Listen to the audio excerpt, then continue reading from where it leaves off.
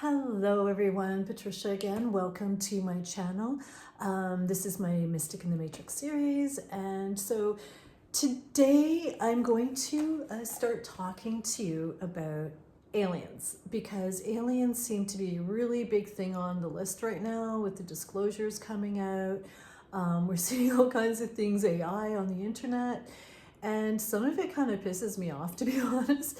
And the reason why is I've actually been a UFO alien enthusiast for almost 50 years now. It started when I was a child. I actually, well, I'm going to read a little bit of a story from here, but I think my interest in all things alien and paranormal like that are, I'm going to have to do it in a few takes, I think, because it's not just a one-time sit down. One of the things I would like to say before I get started is about 10 to 15 years ago, actually 2008-ish, is when I started coming out on the internet and, group chats and things like that. And I was sharing some of my stories and beliefs. And then really weird stuff started happening to me, to a point where I was getting really scared because I felt like it was just out of my control. Weird things in my home would be happening, my dream times, things like that. And it just wasn't the right time for me to come out and talk about these things.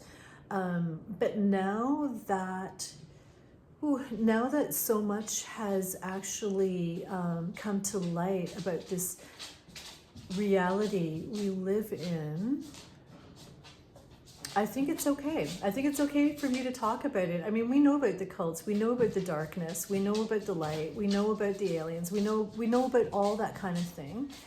And I think it's really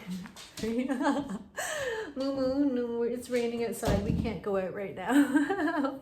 Mooshka's bringing me my shoe. She thinks that it's okay to go, and it's not, because it's pouring rain right now here. So you're interrupting me, boo-boo. You're interrupting me. See, I start talking about this stuff and then weird things happen. She was sleeping just fine before I started talking about this, and maybe she's hearing my voice being recorded, and so she's like, hey, what's up? I'm gonna come see. But just a little tiny example of when I start to talk about this other dimension. She's playing the piano now. You see? Crazy shit. Like, it's just, I can't make this up. It's just, you know what?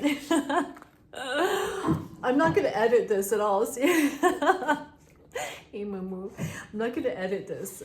It is what it is. But anyways, I'm going to start with one of my childhood stories, I think, because it's like, where do you begin with all of this? So I'm going to begin from my personal beginning.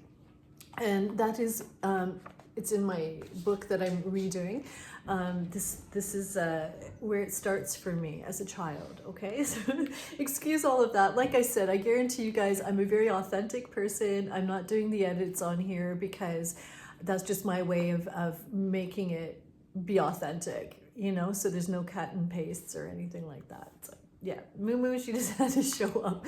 But it's weird, right? I start talking about it, boom, something happens. Let's read.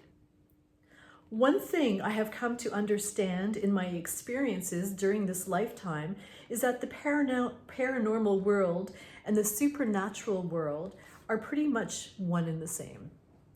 And if you look up the definitions to compare between the two, you will notice most cannot come into an agreement of what the differences are. Tomato, tomato. It took me years of hindsight to realize and consider to be alien experiences. Sorry, I think I misread that. Hindsight, to see that what I considered to be alien experiences and what I considered to be supernatural experiences seem to coexist and intertwine with each other. This is really important. Although I still have a lot of unanswered questions, I like to think they are from the same cube. The first time I ever heard of UFOs was when I was a kid, living out on the acreage in the middle of what seemed to be nowhere. Actually, this was the house we lived in, where I had my Bigfoot experience and also my first ghost experiences. Back in the early 70s, the only way to watch TV was by using a TV antenna that we had to turn either manually or use rabbit ears. Not literally. They were these little devices, and that's why we called them rabbit ears. There were only a few TV channels available to us, and thank goodness Star Trek was one of the shows we could watch.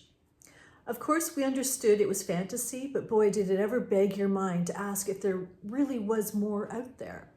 My father was one of those men who did believe there was more out there, not just because he believed it, because he had personally felt that he had experienced it.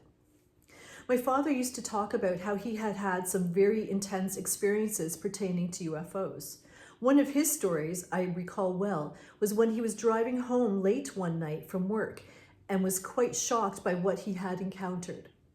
My dad worked in the town of Coburg, which was about an hour's drive away. One night, as he was driving home along the winding road, he noticed two lights up ahead coming his way.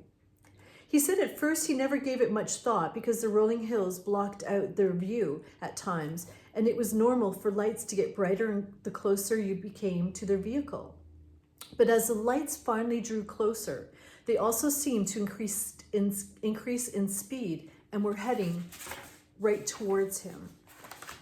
As he began to panic, the lights from the road separated from each other and took off in the sky. So it'd be like the lights coming at you and like that. The rest of our family would laugh at my dad's stories, but I did not. I was fascinated by them.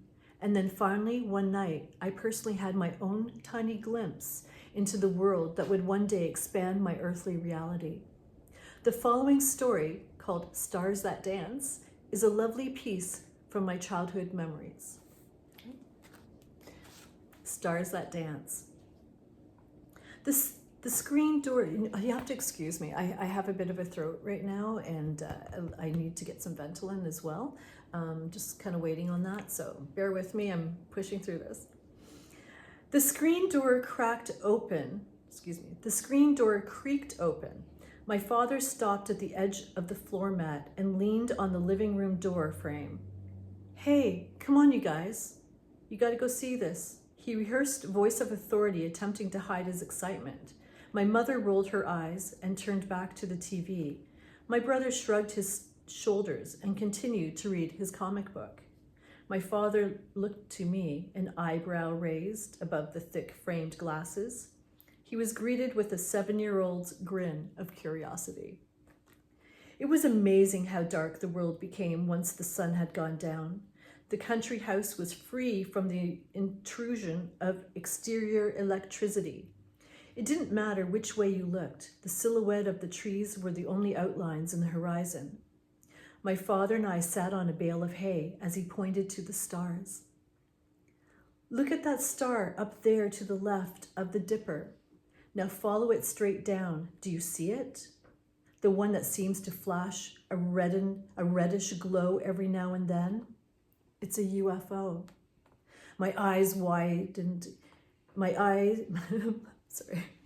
My wide eyes expression made him grin. How do you know it's a UFO and not a star or an airplane, I asked. Good question. It's important to be open-minded either way. But I've been coming out here every night for the last 2 weeks. And every night it stays in that one spot for a couple of hours. Then, all of a sudden, it zips off in that direction. His fingers traced the sky. We sat in silence. A wise man once said, announced my father, in a universe so large, it would be a shame if we were alone. I contemplated that thought. I contemplated how a stern man as my father could know such things. If there were others in the universe, would they be like us? Did alien children have loving pets too? Was there an alien child sitting outside this very night, staring into the sky, wondering the same things as I? The stars zipped towards the sky and vanished. Dad put his arm around my shoulder and we went back into the house. It would be a long time from my childhood before I would have any more encounters with UFOs. Unless, of course, if you included watching movies like E.T., Star Trek episodes, or Close Encounters of the Third Kind, etc. As a teenager, the world of UFOs had become a fantasy story through the vision board of film. I still believed it was more than possible for the universe to have other living beings coming and going from our star system, but it certainly wasn't something that consumed my mind or outwardly conversations. But by my early 20s, the sci-fi world began to creep back into my life. Having said that, it is important to say that my teenage years were not absent of paranormal activities. Not just of the extraterrestrial kind, or so I thought. In hindsight, all the learning of mind powers and the trippy spiritual experiences could have been connected to extraterrestrial world that I had more than I had previously thought. And after a series of strange events that took place, which is in another chapter of my book, in Toronto, there were experiences that I had there that I thought were more paranormal. And as I've learned throughout time, they were actually very alien type things. And I never realized it until much later, when I could go onto the computer and started researching. I went, holy shit, this is crazy.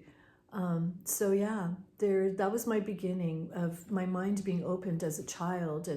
And you know, I'll never forget sitting on that bale of hay with my father and seeing, you know, like we watch, and then it was like go whoop, whoosh and gone. And you know, as a child, I couldn't deny that. And on my next video, I'm going to talk a little bit more about some of those other experiences that started happening to me. So just to remind you, ring my bell, the notification bell. This will let you know when I've uploaded some videos. I am trying to keep up with it, but like I said, I have had some things going on in my life with my health, and I'm okay. I'm doing good. Just it's going to take time, but I will try to get at least one video up a week. And make sure you subscribe and like, and thank you for being here with me. I know I'm not a person who has a lot of followers at this time, because I am, you know, coming at this all brand new again. So thank you for being here with me and allowing me to share these stories, and there's a lot more to come. So make sure you subscribe, like, and ring that notification bell. All right, you guys, take care, and I hope you're having a interesting time in these days, because there's a lot to talk about. Peace out. Thanks for sharing with me.